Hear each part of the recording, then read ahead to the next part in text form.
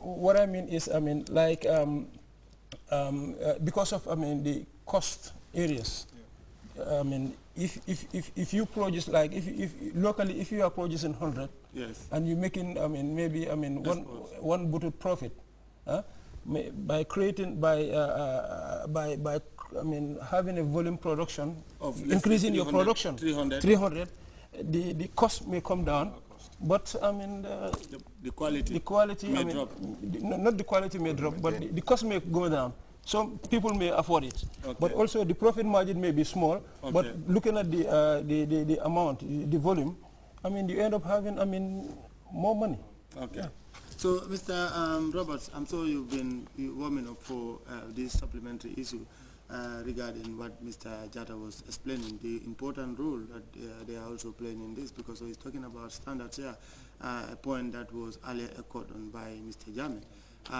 When you were drafting this document, you know, through this multi-sectoral approach, I mean, what were some of the challenges that you actually went through as regard some of these issues that Mr. Jata is talking about, as regard quality, to ensure that you also deliver, you know, and live up to expectation in the market which you are targeting? Right. Thank you very much, Mr. Balde. I mean, I think the issue of quality and standards, as you know, indicated by both of my colleagues, is rather very relevant. Now, of course, if you look at the National Export Strategy document, let me, at this juncture, say we're currently at the second draft phase of the document, and hopefully, you know, we would get to the final draft. But yes, the process was consultative. We did have representatives from the West Africa Quality Program, you know, which is I mean, an outfit that sits within the Ministry of Trade. And incidentally, the Ministry of Trade is also my line ministry. So GIPA is under the Ministry of Trade. And of course, during the development phase of the National Export Strategy, both drafts, we did consult with the Standards Bureau. I mean, I'm pretty sure you're aware that there's a Standards Bureau. And we just came from a pre-validation workshop on Wednesday. And at that workshop, the Director General of the Standards Bureau was present. The coordinator, national coordinator of the West African Quality Program was also present. And we did look at the issue of standards and quality. Now, the issue of standards and quality is not specific to any sector. It cuts across all sectors. Now, if you look at the National Export Strategy document in itself, there are various sectors that it targets. Agriculture is one, and hence, of course, Mr. Danso being here. You know, manufacturing is in there, tourism is in there, the cashew sector, horticulture is in there, transportation is there, and trade facilitation. Telecommunications is also there.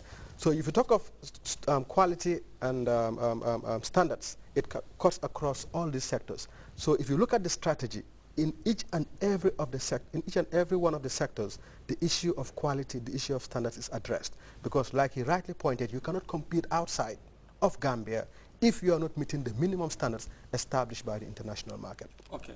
Mr. Roberts, let's go back to Mr. Abdullah Danso. Actually, Mr. Danso, this is something that Mr.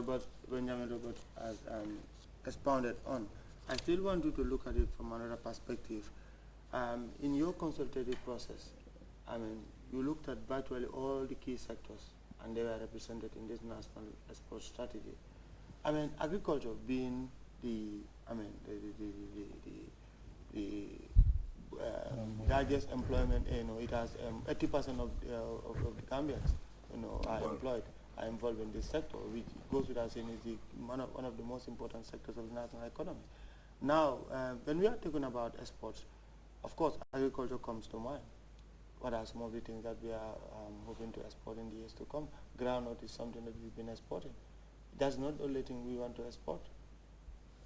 Yes, thank you, Mr. Balde.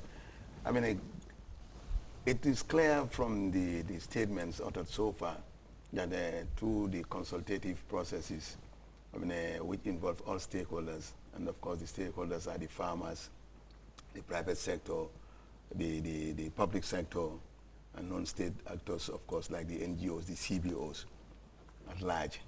I mean, those people have been consulted, all those sectors or groups have been consulted. And during the consultations, there is enough evidence in the agricultural sector, for example. Why is the sector not kind of taking its lead as expected in promoting growth, economic growth, and employment opportunities beyond what it can produce today? It is evident that we have more than 70% of the rural community, for example, who are engaged directly in agriculture. And for your information, the production or the output from agriculture, its contribution to GDP is very minimal. It's like 70% engaged in agriculture, but contributing about 35% global to GDP. Therefore, in order to turn that round so that 35% of the community, all those who engage in agriculture, could now produce 70% of contribution to GDP is our target. Rather than 70 to produce 35, it should be 35 to produce 70. However, in order to achieve that, those are the challenges, I guess, that this particular strategy is trying to put across. Because you know that groundnut is being produced. It's not only the nuts that we rely on. I mean, we press to produce oil and some other byproducts. Most of those products and their byproducts are easily consumed locally. In order for us to be more competitive with the other countries in the world market, to sell out those products, we have to have standards, quality standards. A lot of people tend to say we are closer to Europe than other countries.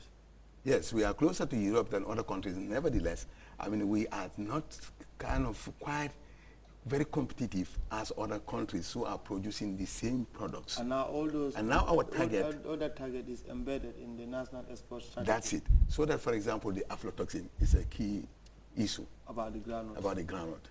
We want to ensure that if we cannot eliminate it completely, we can minimize it to the minimum acceptable level. By the way, this aflatoxin, maybe to break it down for the general public, a lot of people know it, but we still need to emphasize it to them about the aflatoxin. Well, the aflatoxin is kind of, I mean, something that affects the quality in a nutshell, in a layman's language. I mean, you see mold, sometimes you take the peanut, when chewing it, you realize that the taste is changed. It's more of a different taste for the layman to understand.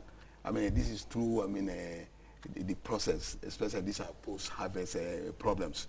Usually during the harvesting, they are stuck there. The places there is so much humidity to precipitation, of course, they lie there. That's why usually agriculture, especially the extension side, will advise farmers to ensure that the ground is stuck above the ground so that at least there will be some amount of air.